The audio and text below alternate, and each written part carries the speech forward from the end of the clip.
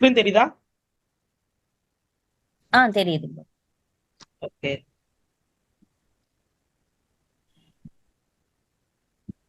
இன்னைக்கு அதே மாதிரி தான் நம்ம இப்போ பிளாக் பாக்ஸ் டெஸ்டிங் டெக்னிக்ஸ் வந்து நம்ம பார்க்கலாம்.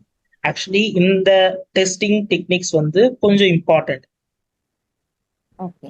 ஏன்னா நீங்க இப்போ ஒரு சாஃப்ட்வேர் கம்பெனில நீங்க ஜாயின் பண்றீங்க அப்படின்னா ஒரு ம். டெஸ்ட் கேஸ் நீங்க ப்ரிப்பேர் பண்றதுக்கு வந்து இப்போ ஜாயின் பண்ணீங்கன்னா பண்ண சொல்லுவாங்க. டெஸ்ட் கேஸ் ப்ரிப்பேர் பண்ணு. உங்களோட சீனியர்ஸ் எல்லாருமே என்ன பண்ணுவாங்கன்னா ஆஸ் அ ஜூனியரா அவங்கள டெஸ்ட் கேஸ் எழுது முடிஞ்சு போன ப்ராஜெக்ட் கூட உங்களை டெஸ்ட் கேஸ் எழுத சொல்லுவாங்க அவங்களோட ஒர்க்கை டெஸ்ட் பண்றதுக்கு. ம். அப்படி இருக்க சொல்ல நீங்க வந்து டெஸ்ட் அதோட அந்த ஃபர்ஸ்ட் வந்து அந்த ரெக்குவயர்மெண்ட்டை புரிஞ்சுக்கணும். ஆ. அதுக்கப்புறமா அந்த ரெக்குவயர்மெண்ட்டுக்கு நீங்க டெஸ்ட் கேஸ் எழுதணும். ஓகேவா? ஓகே. Hello,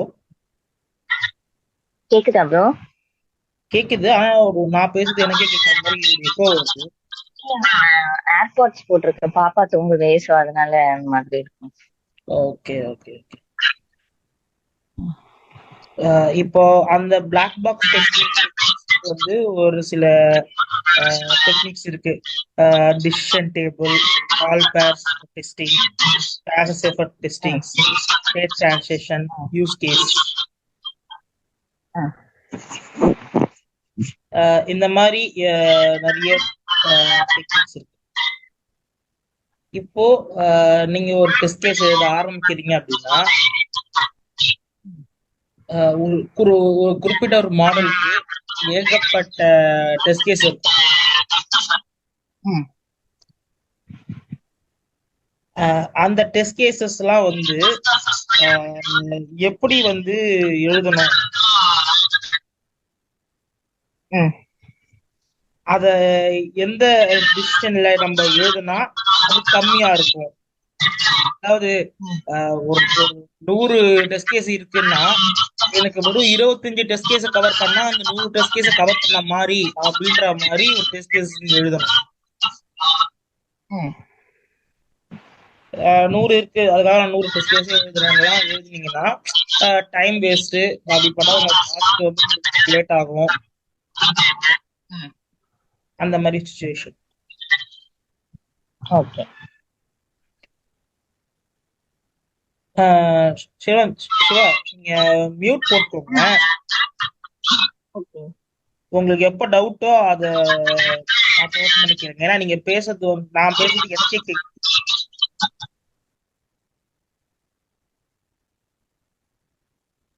okay. இப்போ ஓகேவா? ஓகேப்பா, தேங்க்யூ. ஆ.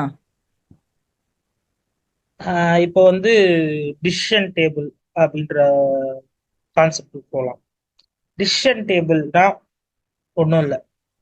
இப்போ சில டிசிஷன் டேபிள்ஸ்லாம் நீங்க கூகுள் மேப்ல ஐ மீன் கூகுள சர்ச் பண்ணி பார்த்தீங்க அப்படின்னா 0 அண்ட் 1s அது மாதிரி கொடுத்துருப்பாங்க. அப்படி இல்லையா, இதோ நான் இமேஜ் கொடுத்துருக்கேன் இல்லையா ஸ்க்ரீன்ல, அந்த மாதிரியும் ஒரு சில இதுவும் இருக்கும். இப்போ நான் இதுல என்ன பண்ணியிருக்கேன், இந்த இமேஜை நான் எக்ஸ்பிளைன் பண்றேன். அதுக்கப்புறமா டிசிஷன் டேபிள்னா என்னன்றதை நீங்க பார்த்த உடனே புரிஞ்சுப்பீங்க. இந்த ம். டிசிஷன் டேபிள்ல இந்த இமேஜ் தெரியுதா? தெரியுது. டேபிள் போட்டு அந்த இது தானே? ஆமா, இதுதான். ஓகே. ஆ. அந்த கண்டிஷன் சொல்லிட்டு எழுதியிருப்பேன். அப்புறம் இன்புட் ஃபார்மேட், அப்புறம் இன்புட் சைஸ், அவுட்புட், இந்த நாலுமே சைட்ல எழுதியிருப்பேன். ம். அதுக்கப்புறம் கேஸ் 1, கேஸ் 2, கேஸ் 3 அது மாரி வந்து 15 வரைக்கும் போயிருக்கேன். கீழே ஒரு கண்டினியூ பண்ணியிருக்கேன். ஆ. இதுல என்னதான் பண்ணிருக்காங்க அப்படின்னா, இப்போ ஒரு இமேஜ் அப்லோட் பண்ணிருக்கீங்களா எதுலயாவது? ஒரு கவர்மெண்ட் வெப்சைட்ல புரியல. உங்களோட இமேஜ் ஏதாவது ஆதார் கார்டுக்கோ ஏதோ வாட் எவர் இஸ் எதுக்கோ ஒன்று உங்க இமேஜ் அப்லோட் பண்ணுவீங்கல்ல. ஆ. அந்த இமேஜ் அப்லோட் பண்ண சொல்ல என்ன பண்ணுவீங்க அப்படின்னா, ஆஹ், எனக்கு வந்து அது கீழே கொடுத்துருப்பான். எனக்கு இமேஜ் சைஸ் வந்து 2 MB தான் இருக்கணும், ஆமா. அதுக்கு மேல ம். இருக்கக்கூடாது, ம். அந்த மாதிரி கொடுத்துருப்பான். கூடவே எனக்கு இமேஜ் சைஸ் வந்து பிஎன்பில தான் இருக்கணும், இல்ல ஜேபிஜி இதெல்லாம் இருக்கணும், ஆ. ஜேபிஇஜில தான் இருக்கணும், இந்த 3 இதுல தான் இருக்கணும், ம். வேற எந்த ஃபார்மேட் இருந்தாலும் நான் அக்செப்ட் பண்ணிக்க மாட்டேன்றதும் கீழே கொடுத்துருப்பாங்க. ஆமா. இப்போ அந்த அப்லோட் செக்ஷனுக்கு நீ டெஸ்ட் கேஸ் எழுதணும். இப்போ ம். நீங்க இதுக்கு வந்து டெஸ்ட் கேஸ் எழுதணும்னு பாத்தீங்கன்னா எக்கச்சக்கமா அப்படி எழுதலாம், ஒரு 30 40 எழுதலாம். ம். ஆனா வெறும் 15 டெஸ்ட் கேஸ் கவர் பண்ணா அந்த ம். 40 டெஸ்ட் கேஸ் கவர் ஆகும். ஓகே. அது எப்படி அப்படின்னு பாருங்க. இப்போ கேஸ் ஒன்ல வந்து ஃபர்ஸ்ட் வந்து இந்த இடத்துல வந்து டாக்குமெண்ட் அப்லோட் பண்றாங்க. இந்த இடத்துல இமேஜ் இல்ல, டாக்குமெண்ட். அதாவது இப்போ ம். வேலிடான டாக்குமெண்ட்ஸ்னா என்னென்ன அப்படின்னு பார்த்தோம்னா டாக்கு, டாக்ஸ், அப்புறம் பிடிஎஃப், அப்புறம் ம். ஆர்டிஎஃப்னு சொல்லிட்டு ஒரு டாக்குமெண்ட் இருக்கும். இதெல்லாம் வந்து எல்லா வெப்சைட்லயும் ஒரு வேலிடான டாக்குமெண்ட்ஸ். அப்புறம் இந்த ம். எக்ஸல் போனீங்கன்னா டாட் எக்ஸ்எம்எல், அப்புறம் எக்ஸ்ஜேஎஸ்ன்னு சொல்லிட்டு ஒன்று இருக்கும். இந்த மாதிரி வந்து அதோட எக்ஸல் ஃபார்மேட்ல இருக்கிற அப்புறம் சிஎஸ்வின்னு இருக்கும். இதெல்லாம் வந்து ம். எக்ஸலோட வேலிட் டாக்குமெண்ட்ஸ். அதுவே இமேஜுக்கு வந்தீங்கன்னா பிஎன்ஜி, ஜேபிஜி, ஜேபிஇஜி, இந்த மூணுமே வந்து ஒரு வேலிட் ஃபார்மேட். ஓகேவா? இந்த மாதிரி ஒரு டாக்குமெண்ட்டுக்கோ இல்லை இமேஜுக்கோ ஒரு வேலிடான டாக்குமெண்ட்ஸ்லாம் இதெல்லாம் தான் வேலிட் டாக்குமெண்ட் சொல்லுவாங்க. இன்வேலிடும் வந்து ம். இருக்கு நிறைய. இமேஜஸ் ம். பாத்தீங்கன்னா ஐஎஸ்ஓ இமேஜ் எல்லாம் இருக்கு, அதெல்லாம் இன்வாலிடு. ஓகேங்களா? ஏன் இதை நான் சொல்றேன் அப்படின்னா ஆஸ் அ டெஸ்டரா இதெல்லாம் நீங்க தெரிஞ்சு வச்சுக்கணும். ஏன்னா ம். அப்லோட் செக்ஷனை நீங்க டெஸ்ட் பண்ண போறீங்கன்னு வந்தீங்கன்னா அதுல வந்து ஒரு வேலிட் ஃபைல் உள்ள கொடுத்துட்டு எனக்கு வந்து டாக் ஃபைல கொடுத்தேன், எனக்கு உள்ள சப்போர்ட் ஆகி உள்ள போச்சு, ஓகே டெஸ்ட் கேஸ் ம். கம்ப்ளீட்டட் அப்படின்னு சொல்ல முடியாது. ஸோ நான் அந்த இடத்துல ம். வந்து பிடிஎஃப் ஃபைல உள்ள கொடுப்பேன். அப்போ பிடிஎஃப் அப்லோட் பண்ணா அப்லோட் ஆகணும், ஆனா எனக்கு ஆகலைன்னா அது எரர். ம். ஓகேவா? ஸோ 4 விதமான ஃபார்மேட்டை அப்லோட் பண்ணி பார்க்கணும். அவன் ம். கொடுத்துருக்கிற அந்த 2 MBன்ற சைஸ்க்குள்ள இருக்குதான்றதை செக் பண்ணணும். இல்ல அது ஈக்குவலா இருக்குதான்னு செக் பண்ணணும். இல்ல அதுக்கு மேல அதை 2 MBக்கு மேல கொடுத்தா என்ன ஆகுதுன்னு செக் பண்ணணும். ஓகே. ஓகேவா? இவ்வளவு ம். கண்டிஷன்ஸையும் நீங்க கவர் பண்ணணும். ம். ஓகேவா? இப்போ அதுதான் இங்க எழுதியிருப்பாங்க. ஃபர்ஸ்ட் வந்து கேஸ் ஒன்ன பாத்தீங்கன்னா டாக்கு, டாக்ல சைஸ் 2 MBயை விட கம்மியா ஒரு டாக்குமெண்ட் ஃபைலு. ஓகேவா? அது ம். வந்து வேலிட், அவுட்புட் வந்து வேலிட், ஏன்னா உள்ள போகும். எனக்கு 2 MB தான் கொடுத்துருக்காங்க, 2 MB தான் மேக்சிமம் கொடுத்துருக்காங்க, எனக்கு அதை விட கம்மியா ம். இருக்கு ஃபைலு. ஸோ டாக்ன்றது ம். Valid file. ஸோ எனக்கு வந்து உள்ள ம். அப்லோட் ஆகும். அந்த கண்டிஷன்ஸ் ஓகே. அதே மாதிரி டாக்ஸ் ஃபைல் உள்ள சப்போர்ட் ஆகும், 2 MBயோட கம்மி. ஸோ எனக்கு உள்ள வேலிட் ஆயிடுச்சு, சப்போர்ட் ஆயிடுச்சு. நெக்ஸ்ட் பிடிஎஃப் ம். 2 MB கீழே தான் இருக்கு, உள்ள போகுது. ஓகே. ஆர்டிஎஃப் ம். 2 MBக்குள்ளதான் இருக்கு, உள்ள போகுது. செக் பண்ணியாச்சு. இப்போ 2 MBக்கு கீழே இருக்கிற ஃபைல்ஸ் எல்லாம் உள்ள வந்து சப்போர்ட் ஆகி உள்ள போகுது. இப்போ நெக்ஸ்ட் ம். பாத்தீங்கன்னா 2 MB, அதாவது 2 MBனா 2 MBக்கு ஈக்குவலா ஒரு ஃபைலை வந்து உள்ள அனுப்புறோம். அதே டாக் ஃபைல் தான் 2 MBக்கு. ம். ஒரு ஒரு டாக்ஸ் ஃபைல், அப்புறம் பிடிஎஃப், ஆர்டிஎஃப், இந்த 4 ஃபைலையும் 2 MBக்கு இருக்கிற ஒரு ஃபைலை உள்ள அமிச்சோம்னா, ஈக்குவல் ஃபைல் அமிச்சோம்னா உள்ள போகுது. ஓகே, வேலிட் ஃபங்க்ஷன்ஸ் ஒர்க் ஆகுது கரெக்டா. நெக்ஸ்ட் 2 MBக்கு மேல இருக்க ஃபைல் இப்போ. ஓகேவா? ம். இப்போ ரெண்டு ம். எம்பிக்கு மேல இருக்க ஃபைல்ஸ், அதே docs, PDF, doc, RTF files உள்ள அனுப்புறோம் அப்படின்னா அது இன்வாலிட். ஏன்னா எனக்கு சைஸ் வந்து மேக்ஸிமம் 2 MB தான். 2 MBக்கு மேல எனக்கு ம். போகக்கூடாது. அது போச்சுன்னா சப்போர்ட் ஆகும், உள்ள போகக்கூடாது, எனக்கு இன்சர்டே அப்லோடிங்கே ஆகக்கூடாது. ம். அதனால இன்வாலிடு. ஓகேவா? அதுக்கப்புறம் ம். என்ன பண்ணணும் அப்படின்னா இந்த 13 14 15 என்னன்னா எனக்கு இந்த டாக்ஸ், பிடிஎஃப், ஆர்டிஎஃப், டாக், இந்த இந்த 4 சப்போர்ட்டட் ஃபைல் வேலிட் ஃபைல்ஸ் இருக்குல்ல, ம். அதுக்கு பதிலா அதே டாக்குமெண்ட்ல இன்வாலிட் ஃபைல்ஸ்னு ஒன்று இருக்குமா? நான் சொன்னேன்ல இப்போ இமேஜுக்கு எப்படி நம்ம ஜேபிஜி, பிஜி, அப்புறம் பிஎன்ஜிலாம் வந்து வேலிட் ஃபைலு, இன்வாலிட் ஃபைல் வந்து ஐஎஸ்ஓன்னு ஒன்று இருக்கு. ம். அது வந்து இன்வாலிட். அது கொடுத்த எந்த ஒரு வெப்சைட்லயும் அப்லோட் ஆகக்கூடாது. ஆனா ம். அதை கொடுத்து பாத்தீங்கன்னா அப்லோட் ஆச்சுன்னா அது எரர். ம். ஓகேவா? ஓகே. அப்போ அந்த மாதிரி ஒரு இன்வாலிட் ஃபைல வந்து வந்து என்ன பண்ணுவாங்க, லெஸ் தென் 2 MB கொடுத்தா கரெக்டா இருக்கா, ஈக்குவல் டு 2 MB கொடுத்தா கரெக்டா இருக்கா, இல்ல 2 MBக்கு மேல கொடுத்தோம்னா உள்ள சப்போர்ட் ஆகுதா, இந்த 3 கண்டிஷன் செக் பண்ணிருப்பாங்க. ம் ஓகேவா? இப்படி இப்போ இந்த 15 டெஸ்ட் கேஸ் கவர் பண்ணதுனால எனக்கு வந்து அந்த அப்லோட் செக்ஷனை வந்து நான் டெஸ்ட் பண்ணி கம்ப்ளீட் பண்ணி முடிச்சிட்டேன்னு சொல்லலாம். ம் இத வந்து என்ன சொல்லுவாங்கன்னா டிசிஷன் டேபிள் டெக்னிக். பாருங்க, இது வந்து ஒரு டெஸ்ட் கேஸ் கிடையாது. ம் ஓகேவா? டெஸ்ட் கேஸ் வந்து இப்படி இருக்காது. ஓகேவா? என்னோட ம் டெஸ்ட் கேஸ நான் ஒரு ஒரு டேபிள் மாதிரி அசைன் பண்ணிட்டு அந்த டேபிள்ல நான் என்ன இன்புட் கொடுக்க போறேன், அவங்க கொடுத்துருக்க இன்புட் என்ன சைஸ் கொடுத்துருக்காங்க, அதுக்கப்புறம் என்னோட அவுட்புட் என்ன எனக்கு வருது, இத இத ம் வந்து நான் ஒரு டேபிள் மாதிரி கிரியேட் பண்ணிட்டு இதுல என்னோட ம் கேசஸ் வந்து எக்ஸிக்யூட் பண்ணி நான் போட்டு பாக்குறேன். இதுக்கப்புறமா ம் இந்த டேபிள் கம்ப்ளீட் ஆனதுக்கு அப்புறம் நான் ஒரு டிசிஷன் எடுக்கிறேன். ம் ஓகேவா? என்ன டிசிஷன் அப்படின்னா, எனக்கு இந்த அப்லோட் செக்ஷன் வந்து இட்ஸ் ஒர்க்கிங் ஃபைன், ம் எனக்கு கரெக்டா ஒர்க் ஆகுது அப்படின்ற ஒரு டிசிஷன் எடுக்கிறேன். ஓகேவா? சோ ம் ம் இதுதான் வந்து டிசிஷன் டேபிள், அதுதான் வந்து சொல்லுவாங்க. இது வந்து காசஸ் அண்ட் ம் எஃபெக்ட் டேபிள் மாதிரி தான் அப்படின்னு சொல்லுவாங்க. அது காசஸ் எஃபெக்ட்னா ம் என்ன அப்படின்றது அடுத்து அதுதான் வரும், நம்ம அதை பார்க்கலாம். ஓ ஓகேவா? நெக்ஸ்ட் ம் பார்த்து, இதுதான் வந்து டிசிஷன் டேபிள். புரியுதா உங்களுக்கு? ஓகே புரியுது.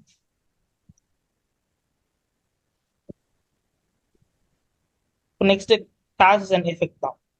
ஓகேவா?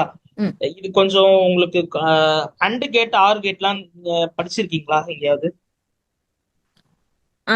படிச்சிருக்கேன் bro. ஆஹ் அது கொஞ்சம் இம்ப்ளிமெண்ட் பண்ற மாதிரி இருக்கும். ஓகேவா? ம் ஆஹ் ம் பாருங்க, இந்த டெக்னிக்கும் அந்த மாதிரி தான். இது ஒன்றும் பெருசால ரெக்குவயர்மெண்ட்டை வந்து லாஜிக்கல் ரிலேஷன்ஷிப்பா கன்வெர்ட் பண்ணி இன்புட் அவுட்புட் எல்லாம் ஒரு கண்டிஷன்ஸ் மாதிரி எழுதி லாஜிக்கல் ஆப்ரேட்டர்ல வந்து யூஸ் பண்ணி அவுட்புட் ஒரு டிசிஷன் டேபிள் வந்து உருவாக்குவாங்க. ம் ஓகேவா? அந்த டிசிஷன் டேபிள் வரைக்கும் நீங்க பண்ணாலே போதும், உங்களுக்கு அவுட்புட் வந்து கிடைக்கும். இப்போ எப்படி நம்ம டிசிஷன் டேபிள் பாத்தீங்களோ அதே மாதிரி இது ஒரு டெக்னிக். எல்லாமே நீங்க ஓகே. உங்க டெஸ்ட் கேசஸ்க்கு வந்து இப்ப பாக்குற 5 டெக்னிக்ஸுமே ஒரு 100 டெஸ்ட் கேஸ் எழுத வேண்டிய இடத்துல இந்த வெறும் ஒரு 20-30 டெஸ்ட் கேஸ் எழுதுனா எனக்கு மொத்தமா கவர் ஆகுது அப்படின்ற மாதிரி ஒரு டெக்னிக்ஸ் தான். ம் ஓகேவா? இப்போ cases and okay. Graph techniques பாத்தீங்க அப்படின்னா இது நொட்டேஷன் யூஸ்டிங் தி எஃபெக்ட் கிராஃப்லாம் சொல்லிட்டு ஒன்று கொடுத்துருப்பாங்க. ம்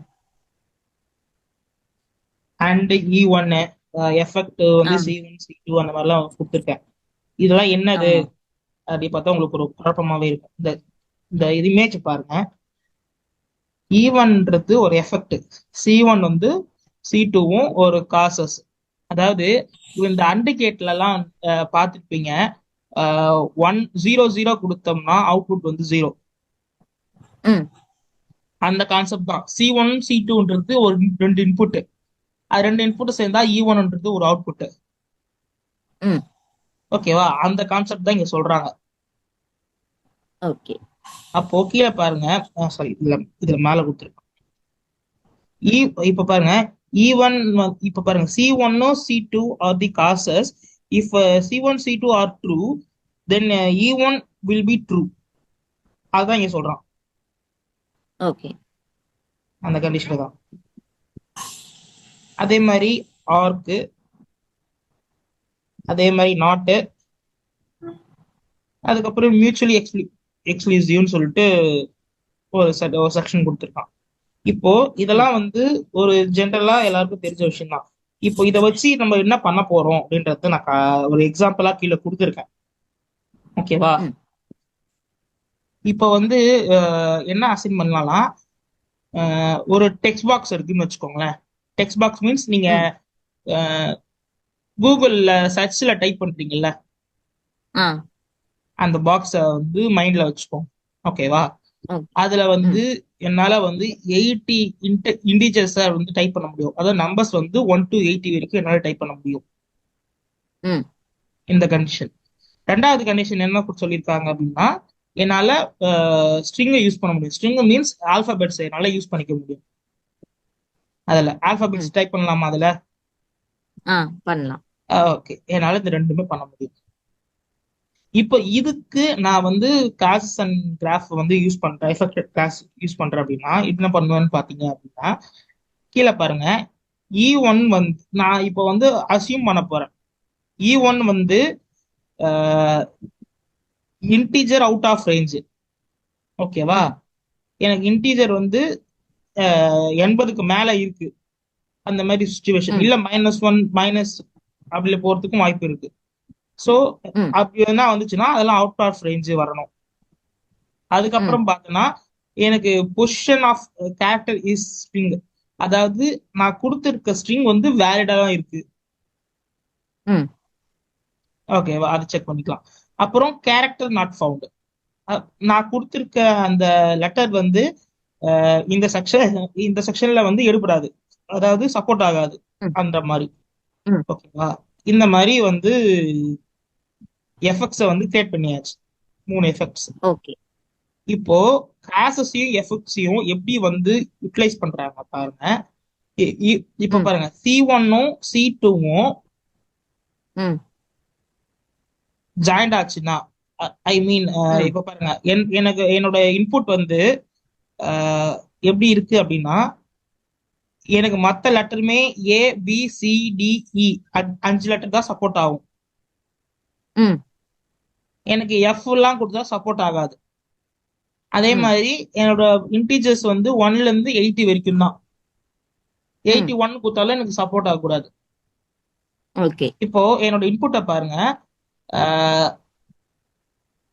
B17 அப்படின்னு நான் கொடுக்குறேன் அப்படின்னா ம். அந்த அவுட்புட் வந்து எங்க போகும்னா வேலிட் அப்படின்னு தான் போகும். ஏன்னா 17ன்றது இன்டிஜர் வேல்யூ 1ல இருந்து 80க்குள்ள தான் இருக்கு. நான் இந்த கேரக்டர்ஸ் வந்து ABCDE வரைக்கும் சொல்லியிருக்கேன். ஸோ அதில் நான் ம். பி சொல்லியிருக்கேன். பின்றது second letter. So second letter அப்போ ம். அதுவும் வேலிடு. ரெண்டுமே வேலிடா இருக்கிறப்போ எதுக்கு போகும்னா பொசிஷன் ஆஃப் கேரக்டர் ஹிஸ்டரி அப்படின்ற ஒரு செக்ஷனுக்கு ம். வந்து போயிடும். ம். ஏன்னா அது வந்து வேலிட் கண்டிஷன். ஓகே. ஓகேவா? இப்போ நான் என்ன பண்றேன், இ 90 அப்படின்னு நான் தரேன், 90 கொடுக்குறேன்னு வச்சுக்கோங்களேன். ம். அது வந்து எனக்கு வந்து அவுட் ஆஃப் ரேஞ்ச், ம். அதுதான் கொடுத்துருப்பாங்க. ஓகே.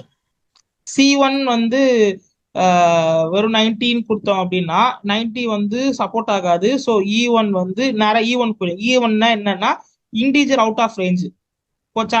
தேர்ட் கண்டிஷன், லாஸ்ட் ம். கண்டிஷன் பாருங்க. இஃப் நாட் ம். C1 தென் E1 அப்படின்னு கொடுத்துருப்பேன்.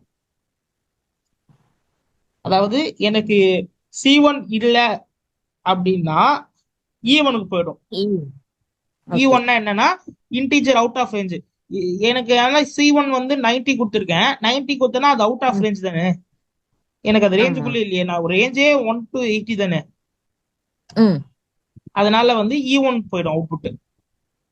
ம். அப்போ ரெண்டாவது கண்டிஷன் பாத்தீங்கன்னா C1 அண்ட் C1 வந்து இருக்கு, அந்த C2 இல்ல, தென் E3 ம். அப்படின்னு கொடுத்துருக்காங்க. அதாவது C1 ம். வந்து என்னன்னா ஒரு 50 அது வச்சுக்கலாம். அண்ட் ம். C2 வந்து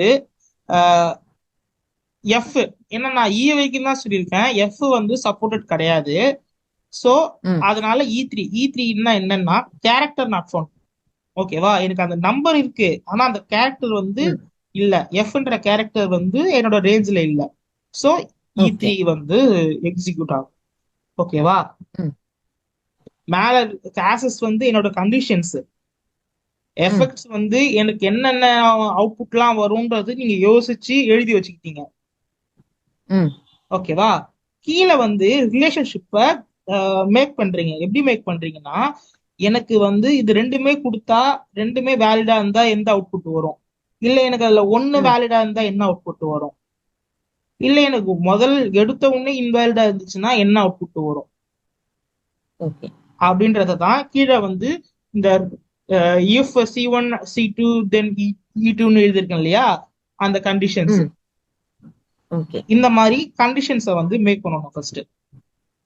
இப்போ உங்களுக்கு அந்த கீழே ஒரு ரிலேஷன்ஷிப் கிடைச்சிச்சா, அந்த ரிலேஷன்ஷிப் தான் பக்கத்துல கிராஃபா மாத்திருக்கேன்.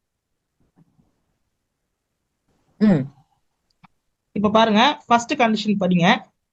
If C1 and C2 then E2. ஓகேவா? இப்ப பாருங்க, C1 இங்க ஒண்ணு இருக்கு, C2 இங்க ஒண்ணு இருக்கு. ரெண்டுமே வந்து E2க்கு வந்து போகும். ஸ்ட்ரைட் லைன் ஒன்னு போட்டிருப்பேன், இங்க ஒரு ஸ்ட்ரைட் லைன் போட்டேன். ஓகேவா? ஓகே. நெக்ஸ்ட் பார்த்தா if C1 and not C2 then E3 அப்படின்னு கொடுத்துருக்கேன். இப்ப பாருங்க, C1ல இருந்து இதோ வருதுங்க ஒரு லைன் போதா E3க்கு. நெக்ஸ்ட் C2ல இருந்து ஒரு லைன் வந்து போயிருக்கும், ஆனா அது நடுவுல 2 ஸ்லாஷ் போட்டிருப்பேன். ஆமா, அது வந்து நாட் ஃபங்க்ஷன். சோ ஏன்னா நான் நாட் C2, நான் C2 கொடுக்கல. ஏன்னா அந்த இடத்துல வந்து C2 வந்து இன்வாலிடா ஒரு ஸ்ட்ரிங்க கொடுத்து வச்சிருக்கேன், ரேஞ்சில இல்ல. ஓகேவா? ஒரு எஃப்ன்ற ஒரு கேரக்டர் கொடுத்தேன் இல்லையா, அதனால எனக்கு அது சப்போர்ட் ஆகல. ஓகே, அது ஒன்று போட்டாச்சு. Next if not C1 then E1. இப்போ வந்து C1ல இருந்து ஒரு நாட் கண்டிஷன் வந்து E1க்கு போகுது. ஓகேவா? இதுதான் வந்து என்னோட கிராஃப். அந்த கிராஃப் தான் இங்க நான் போட்டிருக்கேன். ஓகேவா? இந்த கிராஃப் போட்டதுக்கு அப்புறம் இந்த மாதிரி ஒரு டேபிள் வந்து நீங்க மேக் பண்ற மாதிரி வரும். இதுதான் வந்து டிசிஷன் டேபிள்னு சொல்லுவாங்க. நம்ம மேல பார்த்துள்ள டிசிஷன் டேபிள். நான் சொன்ன சில இடத்துல பார்த்தா 0s and 1s இருக்கும் அந்த டேபிள் சொல்லிட்டு இருக்கு பாருங்க. அது எப்படின்னா அது நீங்க எழுதுறதுக்கு ஏத்த மாதிரி மாத்த வேண்டியதா இருக்கும். ஓகேவா? இப்போ நான் சொன்னேன் இல்லையா, இன்புட், அந்த லென்த், அந்த கேரக்டர், அது அவுட்புட், அது எல்லாமே இங்க இங்க கொடுத்துருக்கேன் பாருங்க. இன்புட், லென்த், கேரக்டர், அவுட்புட்ன்ட்டு. ஓகே. T1ல என்ன பண்ணிருப்பேன், 5 கொடுத்துருப்பேன். ஓகே, 5. அது 1ல இருந்து 80 தான் இருக்கு. கேரக்டர் பாருங்க, C கொடுத்துருப்பேன். ஸோ அது ABCD ஈக்குள்ள தான் இருக்கு. ஸோ அது வேலிடு. ஸோ எனக்கு அவுட்புட் வந்து எனக்கு வந்துடும். நெக்ஸ்ட் கண்டிஷன் பார்த்தா 5, அதே லென்த் கரெக்ட் தான். W கொடுத்துருப்பேன். W எனக்கு E தாண்டி எங்கேயோ இருக்கு. ஸோ அப்ப நாட் ஃபவுண்ட். T3 பார்த்தா எனக்கு 80 தான், ஆனா 90 காட்டுது. ஸோ எனக்கு வந்து இன்டிஜர் வந்து அவுட் ஆஃப் ரேஞ்ச் அந்த மாதிரி ஷோ பண்ணிட்டேன். இதுதான் என்னோட அவுட்புட்னு எழுதி வச்சாச்சு. என்னோட மேல நம்ம அங்க பார்த்த அந்த கண்டிஷன் எழுதி வச்சாச்சு. ஓகேவா? இப்போ இது எப்படி நான் டிசிஷன் டேபிளா கன்வெர்ட் பண்ணி அதை டெஸ்ட் கேசஸா யூஸ் பண்ணிக்கணும். எப்படி நான் கன்வெர்ட் பண்றது அந்த டேபிள? இந்த டேபிள நான் எப்படி கன்வெர்ட் பண்ணிருக்கேன் அப்படின்னா, கீழே அந்த C1, C2, அப்புறம் E1, E2, E3ன்றத நான் இங்க எழுதிட்டேன். ஓகேவா? மேல வந்து T1, T2, T3, அதாவது இது இருக்கு இல்லையா, இந்த இந்த இன்புட் T1, T2, T3 தான் இங்க எழுதிட்டேன் சீரீஸா. இப்போ எனக்கு T1ம் அதாவது C1ம் C2ம் வந்து கொடுத்தோம் அப்படின்னா எனக்கு E2 மட்டும்தான் வருதா? இந்த கண்டிஷன் பாருங்க. C1 இருக்கா? ஆமா. C2 இருக்கு. அப்புறம் இந்த இடத்துல வந்து அவுட்புட்ல வந்து E2 இருக்கு. அப்ப மொத்தத்தை எல்லாம் 0. 1 இது E1 கிடையாது, 0. சோ E2 மட்டும் தானே, அதனால 1, மற்ற இன்னொன்னுக்கும் 0. நெக்ஸ்ட் கண்டிஷன் பாக்குறீங்க, என்ன பாக்குறீங்கன்னா C1 and not C2 then E3. இப்ப பாருங்க, C1ல 1, C2 கிடையாதுன்னுட்டான் 0. அப்ப மத்த ரெண்டுத்துக்கும் 0. கடைசியா E3ல 1. Next if not C1 then E1. இப்போ C1ல நாட் C1 சொல்லிட்டான், சோ 0. C2 இதுல கிடையவே கிடையாது, C2ன்ற ஒரு கேரக்டரே கிடையாது. சோ ஐஃபோன் போட்டாச்சு. ஓகேவா? தென் E1 என்ன, ஃபர்ஸ்ட் ஒன்னு தான் 1, மத்ததுக்கெல்லாம் 0. இப்போ இந்த டிசிஷன் டேபிள் ரெடி ஆயிடுச்சு. இத வச்சு நீங்க டெஸ்ட் கேஸ் எழுதுனீங்க அப்படின்னா உங்களுக்கு ஜஸ்ட் ஒரு 5 டெஸ்ட் கேஸ் எழுதுனீங்கன்னா இது ஓலா மொத்தமா கவர் பண்ண மாதிரி ஆயிடுச்சு ஓகே. இந்த ஸ்ட்ரக்சரை. ஸோ இதுவும் one of the common techniques, ரெகுலரா யூஸ் ம். பண்ற ஒரு டெக்னிக். ம். நெக்ஸ்ட் பார்க்க போறது வந்து பேர்வைஸ். இதுக்கு இன்னொரு பேரு தான் ஆல் பேரிஸ்ன்னு சொல்லுவாங்க. ஓகேவா? இது ஓகே. வந்து இந்த டெக்னிக்கும் எப்படின்னா கொஞ்சம் ஈஸியா தான் இருக்கும், ஆனா பார்க்க கஷ்டமா இருக்க மாதிரி இருக்கும். இப்போ பேராமீட்டர் A1 A2 A3 அந்த மாதிரி வந்து 3 பேராமீட்டர் கொடுத்துருக்காங்க ஏபிசின்ட்டு. ஓகேவா? இதோட காம்பினேஷன் பார்த்தா 3x3x3 போட்டா 27 டெஸ்ட் கேசஸ் வரும். ஓகே. ஓகேவா? ஏன்னா A1க்கு ஒரு டெஸ்ட் கேசஸ், A2க்கு, அப்புறம் A3, அதுக்கப்புறம் A1 B1, அப்புறம் A1 C1 இப்படின்னு சொல்லிட்டு 27 டெஸ்ட் கேசஸ் வரும். ஆனா எனக்கு வெறும் 9 டெஸ்ட் கேசஸ்ல எனக்கு இது 27 டெஸ்ட் கேஸ் என்னால கவர் பண்ண முடியும். எப்படி அப்படின்னா இங்க பாருங்க, இந்த காம்பினேஷன் தான் என்ன அந்த 9 டெஸ்ட் கேஸ் அப்படின்னு பாத்தீங்கன்னா, இப்போ இப்போ என்ன பண்ணுங்க, A1 ஃபுல்லா எழுதிடுங்க. A1 A2 A3 அப்படின்னு மூணு தடவை A1 A1 A1 A2 A2 A2 A3 A3 A3 அந்த மாதிரி எழுதி வச்சிருங்க ஃபர்ஸ்ட். அதுக்கப்புறம் என்ன பண்ண போறீங்கன்னா B1 B2 B3 B1 B2 B3 B1 B2 B3 B1 B2 B3 தான் மறுபடியும் வரும். ஓகேவா? அதுக்கப்புறம் சி கேசஸ்ல நீங்க மாத்தி ரேண்டமா என்ன வேணா எழுதலாம். C1 C2 C3ன்னு எழுதலாம், அப்புறம் C2 C3 C1, அப்புறம் C3 C1 C2 இந்த மாதிரி எழுதிடலாம். இப்போ எழுதிட்டு A1 B1ன்ற கண்டிஷனுக்கு டெஸ்ட் பண்ணுவீங்க. ஓகே.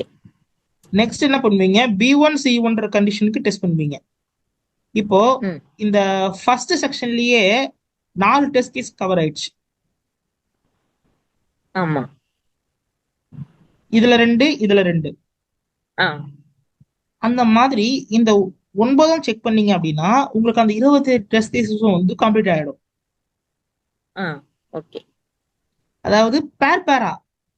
இப்போ இதுல என்ன கான்செப்ட்னா, இதுல ஒரு பேர் நீங்க செக் பண்றீங்கன்னு வச்சுக்கோங்களேன், A1 B1 செக் பண்றீங்க, நெக்ஸ்ட் வந்து A1 C1ன்றதையும் செக் பண்றீங்க அப்படின்னா, இப்போ வேற எங்கேயாவது A1 C1 வந்துச்சுன்னா அந்த டெஸ்ட் கேஸை நீங்க செக் பண்ண வேணாம். ஆல்ரெடி செக் பண்ணதுனால அதே ரிசல்ட் தான். அதே ரிசல்ட் தான் வரப்போகுது. ஸோ அதை நீங்க டெஸ்ட் பண்ண வேணாம். ஸோ இந்த மாதிரி காம்பினேஷன்ல பண்றதுனால 27 டெஸ்ட் கேசஸ் ஒரு இடத்துல நீங்க பண்ண வேண்டிய இடத்துல வெறும் 9 டெஸ்ட் கேசஸ்லயே அந்த 27 கவர் பண்ணலாம். இதோட சப்போர்ட் பேரு தான் pairwise testing. The idea is to all possible pair of input values at least once. அதுதான் என்னன்னா எல்லா பாசிபிள் வேல்யூஸ்லயும் ஒரு தடையாவது செக் பண்ணிருக்கோம். இதுக்குதான் இது வந்து இந்த டெக்னிக்கை வந்து யூஸ் பண்ணுவாங்க. இதே மாதிரி இன்னொரு டெக்னிக்கும் இருக்கு, ஸ்டேட் டிரான்சாக்ஷன் டெக்னிக். ஓகேவா? இந்த டெக்னிக் என்ன அப்படின்னா, இது வந்து ஒரு எப்படி சொல்றதுன்னா, ஒரு இந்த எக்ஸாம்பிள் வச்சு சொல்றேன். இதுல கோட் கவரேஜ்னா என்ன இதெல்லாம் நான் கொடுத்துருப்பேன். ஓகேவா? நான் அந்த இந்த இடத்துல என்னென்ன ஆகுன்றது தான் அங்க கொடுத்துருக்கேன். ஓகேவா? ஓகே. சோ அத பத்தி நீங்க பாருங்க, சும்மா கோத்ரூ பண்ணுங்க. ஆனா இது கான்செப்ட் புரிஞ்சுக்கிட்டா மட்டும் போதும். ஓகேவா?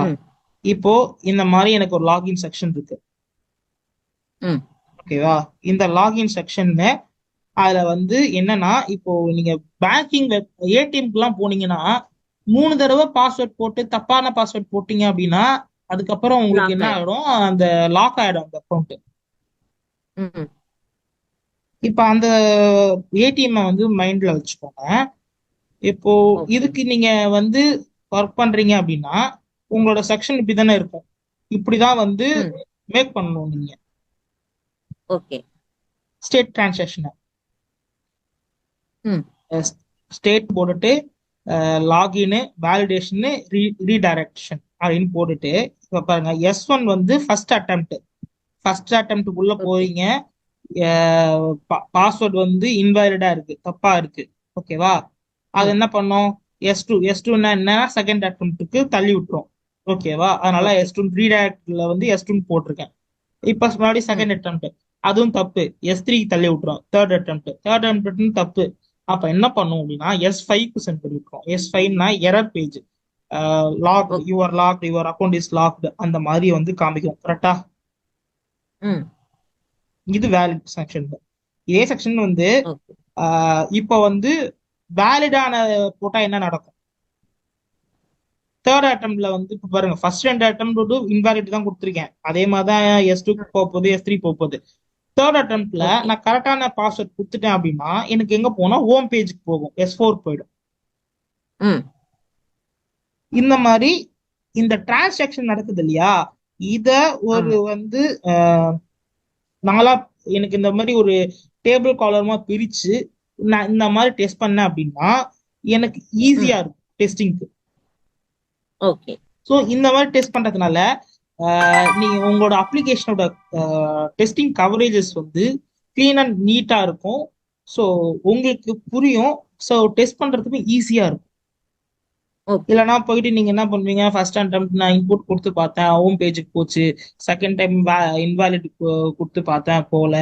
மறுபடியும் வந்து இன்வாலிட் வந்து கொடுத்தேன், அப்போ போல. அப்படின்ற மாதிரி ஒரு நீங்க உட்காந்து டெஸ்ட் பண்ற மாதிரி ஒரு சுச்சுவேஷனை கிரியேட் பண்ற மாதிரி ஆயிடும்.